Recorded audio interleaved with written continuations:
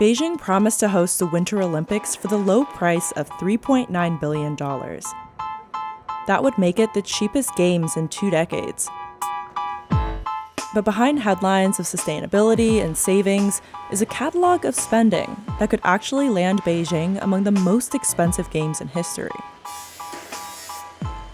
You might hear with regard to Beijing 2022 that the budget is $3.9 billion.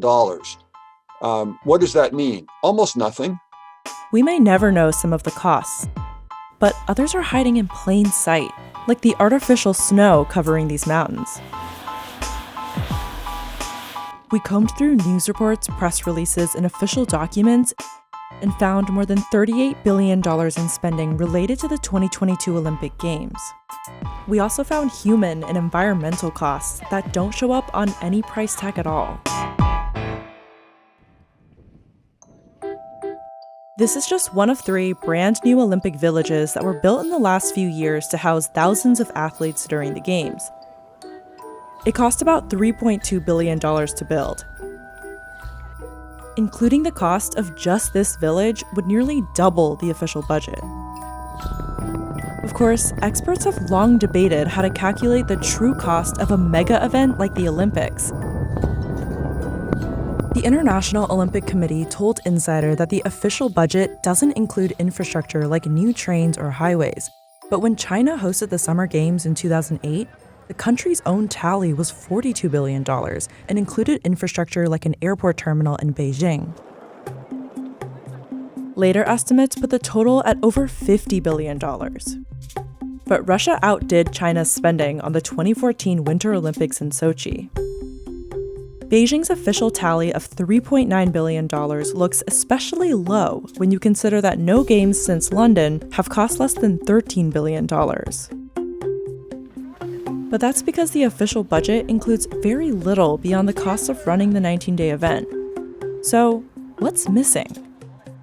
Any so-called official numbers or budgetary figures that come out of any of these games is highly suspect. Andrew Zimbalist's books changed the conversation on Olympic costs and influenced potential host cities. That number of $3.9 billion is a very restricted number that doesn't give you any real sense of what the total costs were or will be. There are 25 venues for the 2022 Winter Olympics. The main athletes' village is in Beijing, and that's where ice hockey, speed skating, big air events, and curling will take place. Unveiled in January, the new National Speed Skating Oval is estimated to have cost $186.6 million. But we can't find this in the accounting for the Games. There were some price tags that we couldn't find at all, like the cost of a venue called Big Air Shougang that was built on an old steel mill site. The Beijing suburb of Yanqing is home to a second Olympic village and brand new venues for bobsled, skeleton, luge, and alpine skiing. Another number that doesn't appear to be in the budget? These Yanqing venues that total $442.9 million according to one 2018 estimate. We also don't know how much most of the new venues cost in Zhangjiakou, like this national ski jumping center. And the cost of a third new Olympic village in Zhangjiakou, as well as 4 new venues for sports like biathlon, cross-country skiing, freestyle skiing, and snowboarding. The total costs could be much, much higher. In 2018, state media said refurbishing existing venues would be cheap, but they didn't say how cheap. China has publicly said that the Olympic villages will be sold or used as hotels and apartments after the Olympics, and that this kind of permanent infrastructure will be counted as part of a long-term investment in winter sports, including in some places where it rarely snows. We found major infrastructure costs related to the 2022 Olympics, like a brand new bullet train that links all 3 host cities. It's fully automated and tops out at over 200 miles per hour. And it cuts the travel time between Beijing and Zhangjiakou from 3 hours to just under an hour. What's the total cost? $9.2 billion. It's one train that costs more than double the entire official Olympic budget. Oh, and one car has a live broadcast studio for state media, something that may or may not be useful outside of a few weeks in February. State media Xinhua reported that the train was custom-made for the Beijing Games. Beijing also spent $205.6 million to spruce up one of the region's airports and $773.5 million on a new subway line. China's also finishing up a $15 billion highway project to connect venues in Yanqing and Zhangjiakou. So these costs can be enormous, like an airport is hugely expensive, a new rail line and so on.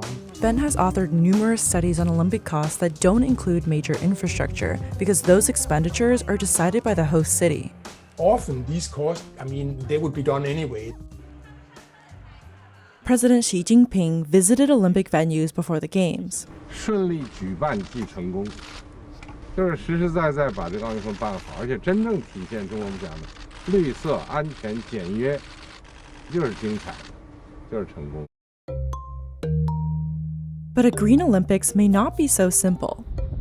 The main skiing venues are in a parched part of China that gets just 25 inches of average annual snowfall, not nearly enough to cover the slopes. By comparison, Park City, Utah gets 235 inches.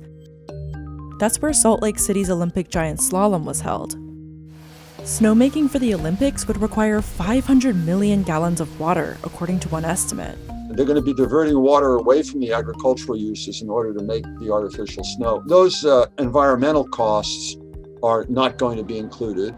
When asked for comment, the IOC defended the snowmaking plan. Some costs have been even harder to tally. AFP reported that farmers were forced from their land to make way for solar energy. This man says he saw farmers get beaten and detained when they refused to sign contracts with one of China's largest utilities to build solar panels. 这一股黑恶势力，一反映就打压、收监、判刑。 In a statement, the IOC told Insider that more than 1,500 residents have been resettled or compensated for being displaced for the Olympics. Beijing did not respond to requests for comment on this topic. For all of the money spent on the Games, Beijing won't even be able to recoup its costs through ticket sales because spectators aren't allowed. Organizers also told us that the official budget will be released 6 months after the Games have ended. We know that China has a dodgy record with data. So, basically, if the party says there's no cost overrun, there's no cost overrun. Without those answers, it's likely we'll never get a full understanding of what the Winter Games cost in 2022.